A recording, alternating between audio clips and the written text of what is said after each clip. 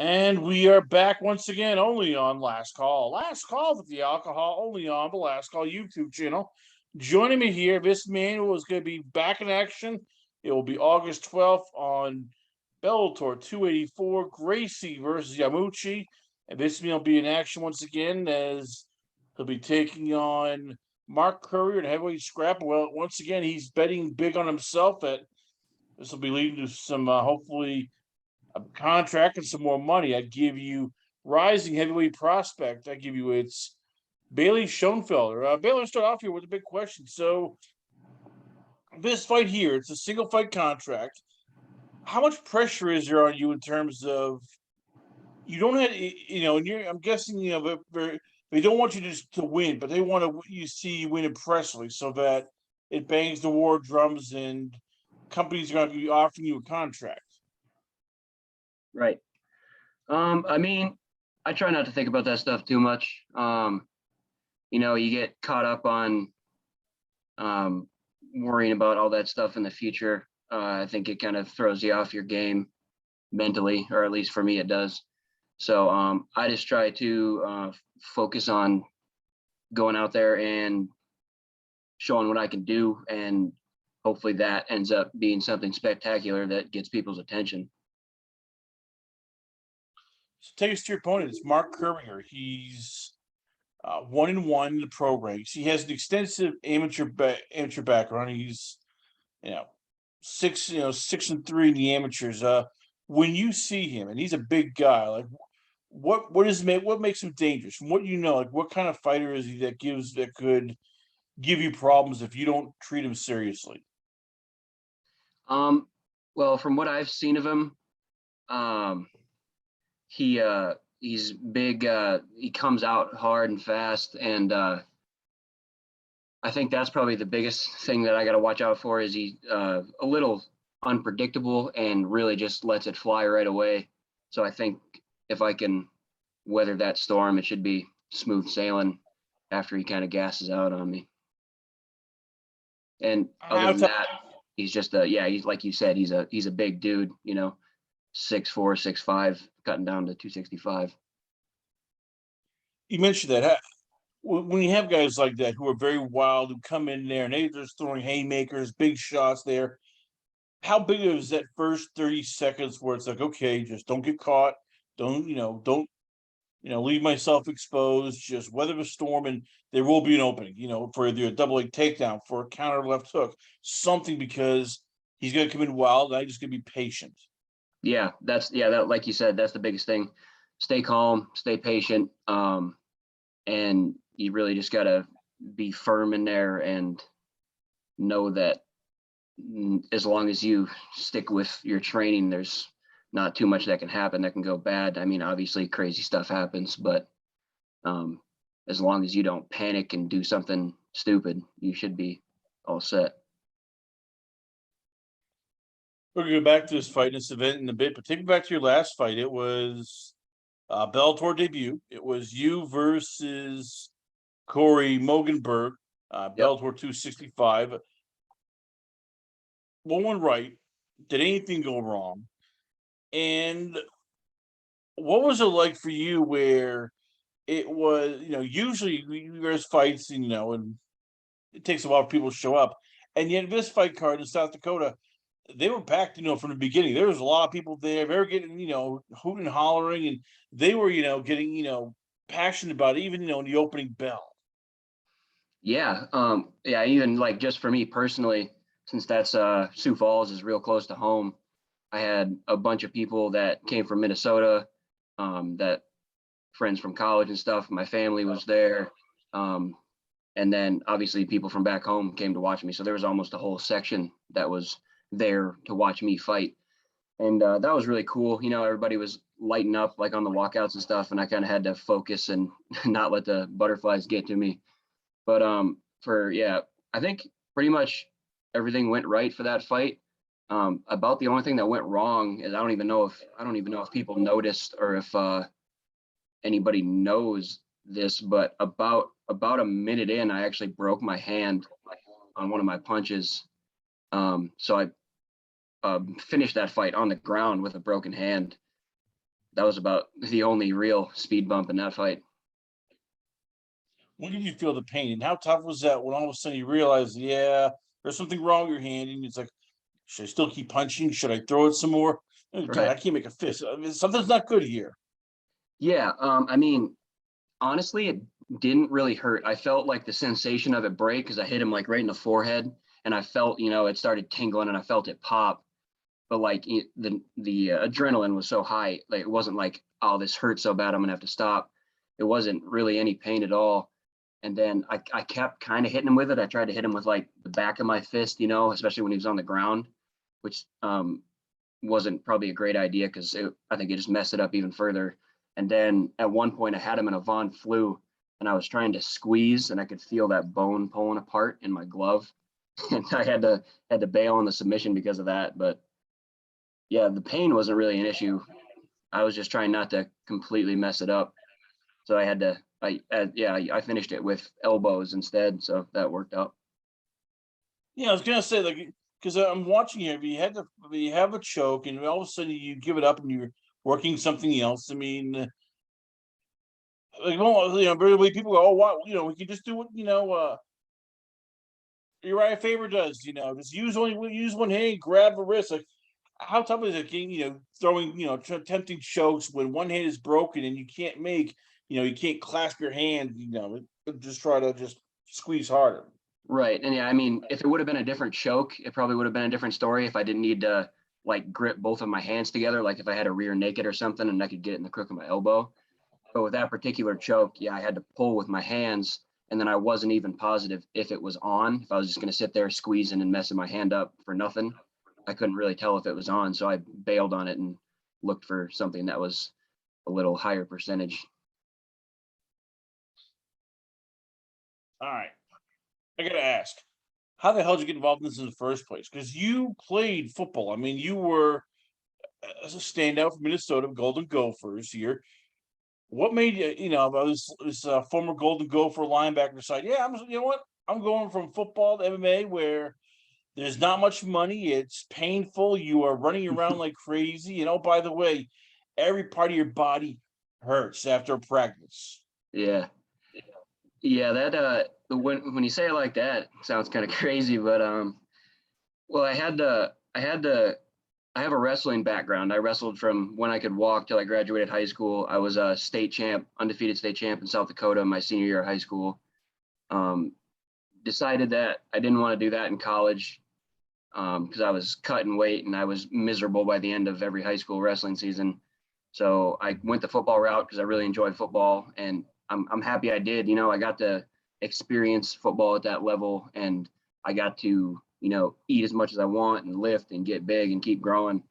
Um, but the wrestling, it obviously stuck with me. Like that never really goes away when you've done it for that many years, especially when you start as a kid. And the whole time I was growing up, I always appreciated the sport or MMA and watched it and watched all the guys that are legends at this point. Me and my buddies used to buy cards and watch them. I was like, I might want to try that out. I've heard wrestling is a good background to have for it. And once I was getting out of football, I even started training before I was completely done with football. But once I knew I was on the way out, I made some phone calls, tried to find the best gym around Minneapolis. Got put in touch with Greg Nelson at the academy, and I literally just showed up. I didn't have gear. I didn't have a cup. I didn't have a mouthpiece. I just showed up and was like, all right, let's roll, and tried it out and just kind of fell in love with it. I don't know. It felt like more my niche than football. And I really enjoyed it and still really enjoy it, even beside all the aches and pains and, the reality of the sport. But yeah. It's a tough sport to do because, and look, football as well, but in football, it's 30-second burst, 30-second burst. You take a break, you walk back, you sometimes can collect your breath. MMA, it's constant, 5 minutes of just on your feet, moving your body, grappling, kicking, striking, throwing, jujitsu, rolling around. How tough was it those first couple practices where your body is screaming, going, you need a break, you need a break, we need water, you're throwing up. It's like, okay, I can do this, I can do this, but your body's going, nope, we need a break, more Yeah. water. Yeah, that's actually pretty spot on. Yeah, when I first started practicing again, because obviously when I wrestled in high school, I was in great shape, but then the football shape, it's completely different. Like you said, you're built for bursts, all out, and then you get a break, and then so on and so forth. And when I got done with football, I was like 270 or 275. Like I was big and I was heavy, and I lasted about 5 minutes that first practice, especially grappling. I would just, and I was trying to, muscle things and wearing myself out more than I should have in the first place because I was rusty. And it was brutal. And that's kind of because I'm about 230 right now. So I'd say in the first 3 or 4 months of training MMA full time, I lost about 40 pounds. Just shedding, muscle that wasn't necessary and becoming leaner as well. And that really helped with my conditioning. And it all just kind of had to adapt to the sport, but it took a while.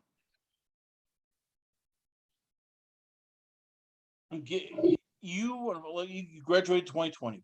You've been going to, as I said, you walked into MMA, and unfortunately, COVID hit, and that threw everything out of whack. You had to wait to make your debut in 2021. So, you're not making big money right now. So, what do you do to basically pay the bills and keep the lights on when, you've had 2 fights 2021. This will be your first fight 2022, and it's not like you're paying you 6 figures. It's like, okay, I need to, pay for my food, rent, clothes, other bills. Like, what do you do to basically pay the bills when you're not fighting?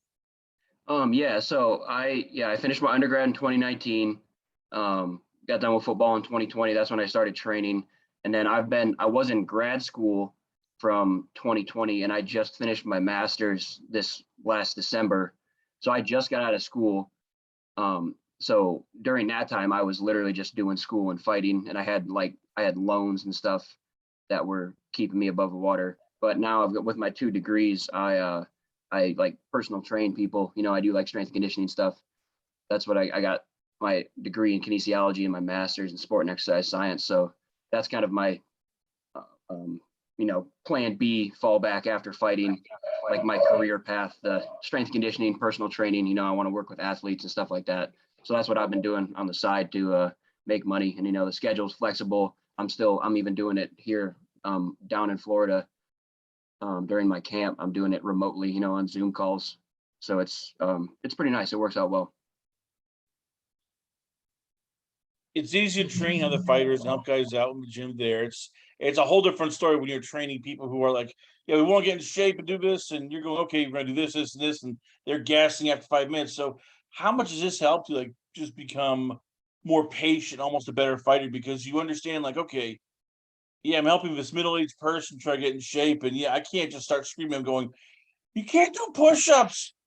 You can do push-ups.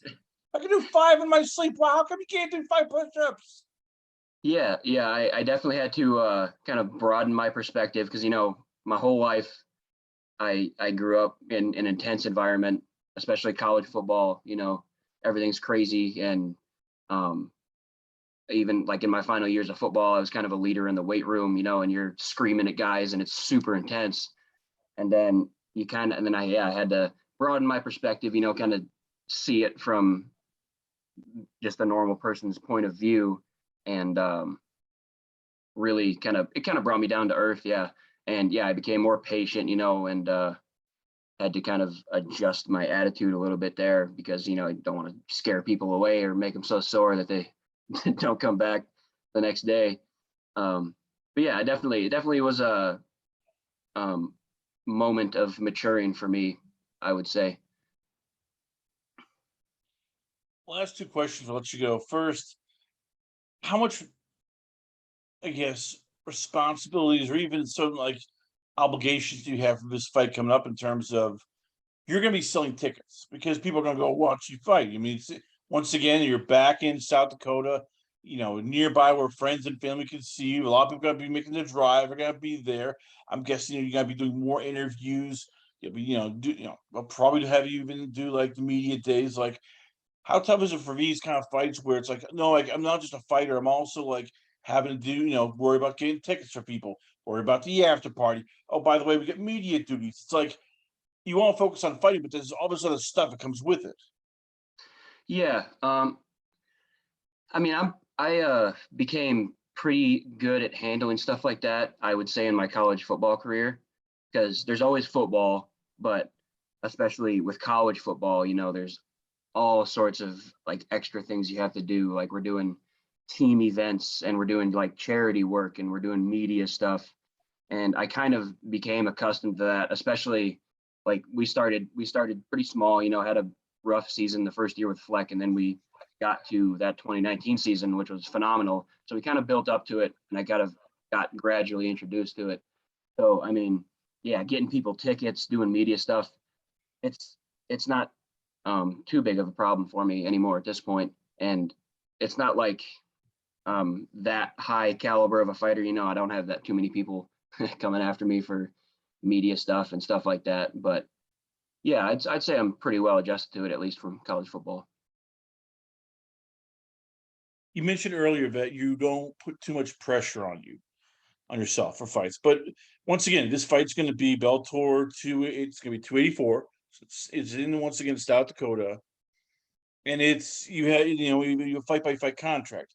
A win by first round submission or first round knockout. All of a sudden, Scott Coker and co are going, hey, we want to offer you a 4-fight deal. We want to put you on the televised card. Hey, we want to start getting you bigger fights here.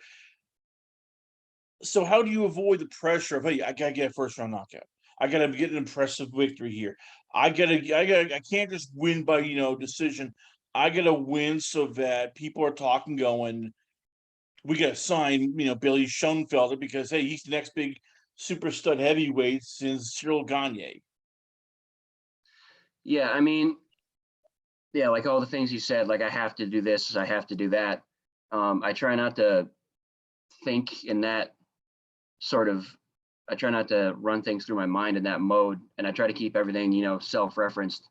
And I'm very confident in my preparation. I know I work hard. I know I got some of the best training partners that there are, and I can be very confident in that. And all I have to tell myself is just do what I know I can do, and then just kind of let that stuff unfold as it does. I don't have too much control over who wants to sign me, what happens if there's a knockout, if there's a submission. If I just kind of go out there and do what I know I can do and put my preparation on show, that stuff will come, and I don't need to worry about it too much. There you have it, ladies and gentlemen. Once again, he'll be fighting. It's Bellator 284.